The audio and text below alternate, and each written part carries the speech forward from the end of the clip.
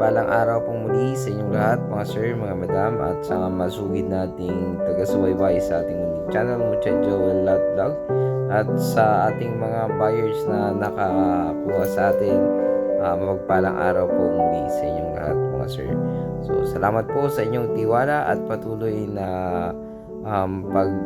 re-recommenda sa akin sa inyong mga kaibigan at mga kamag-anak at kakilala. Maraming salamat po. Diyos pong balang magpala sa inyong lahat. So again, ito pong yung likod, Agent Joel. Sana po ay patuloy niyo po akong suportahan at patuloy po kayong makahanap ng property na inyong hinahanap dito sa aking munting channel. So ayun, at sana po ay ma-meet po natin ang isa't isa sa mga hindi ko pa po nami-meet. Maraming salamat po. So ito ulit, ito po yung aking i-aalok po sa inyo. Dati kong na-vlog to, 9.3 hectares itong property na ito. At the same time, meron siyang water pump na solar na hindi na po gumagana, kailangan lang ng repair or kailangan ipaayos. So hanggang doon po yung boundary niya, doon sa may baka na yon, tapos maluwang siya. So itong part na ito kasi talagang ito po ay ginawang pastulan lang ng may-ari ng kanyang mga baka. Kaya meron po siyang mga ano dyan, meron siyang mga baka. At the same time, meron siyang solar na doon niya kinukuha yung pagpapainom sa mga baka.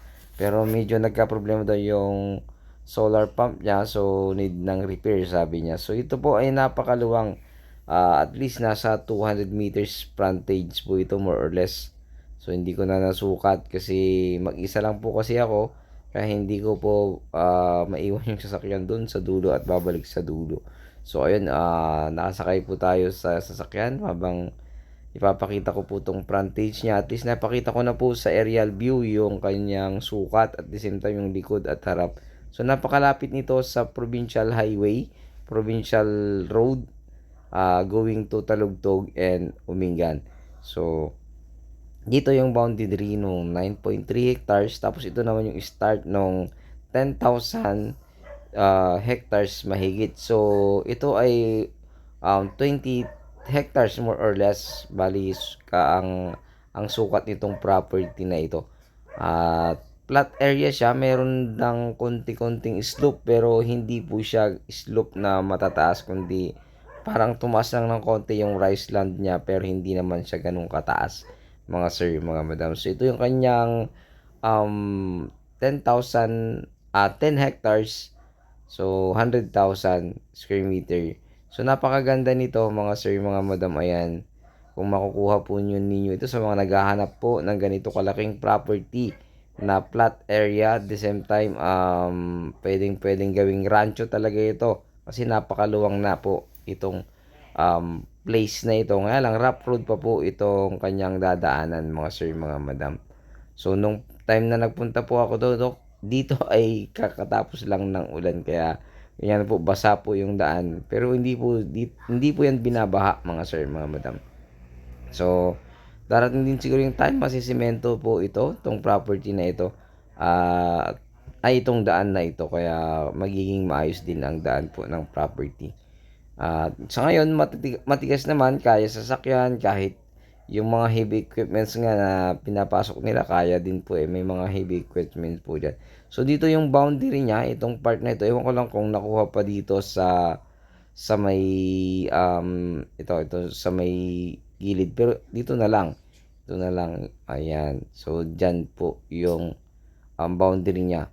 So pwedeng dito rin, pwedeng doon, kasi hindi tayo nasamahan ng ating seller kasi wala siya. Pero alam ko naman po itong location niya, at sinabi niya lang yung sukat, at the same time at sinabi niya rin po kung saan banda yung katabi niya yung 9.3, kasi may naghahanap sa akin ng 20 hectares ito.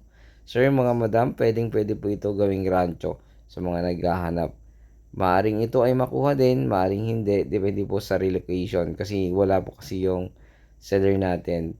So ayun, ito pa ay malapit lamang po sa provincial highway, at least 200 to 300 meters lamang po siya. So from Tiplex naman, nasa 40 minutes more or less. From Manila, 3 hours more or less din po. So, from town proper, 0.55 kilometers. So, 5 minutes lamang po ito mula sa town proper. So, ganito po yung shape ng property. Napakaganda po. Kung makikita nyo, napakalapit sa highway. So, napakalapit din po sa mismong town proper. So, mayroon siyang napakagandang mountain view. Ayun, muli maraming salamat. Ito pong lingkod Agent Joel. God bless you all.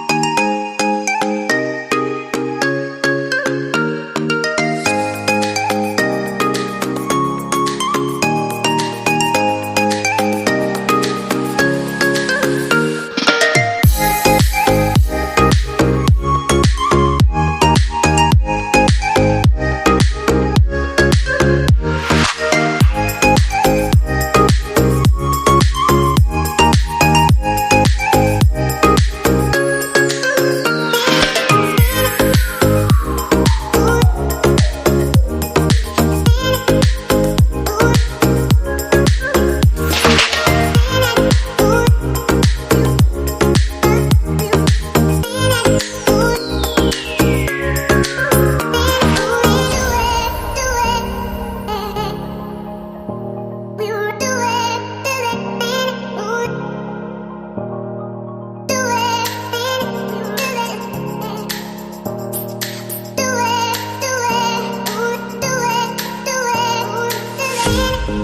it.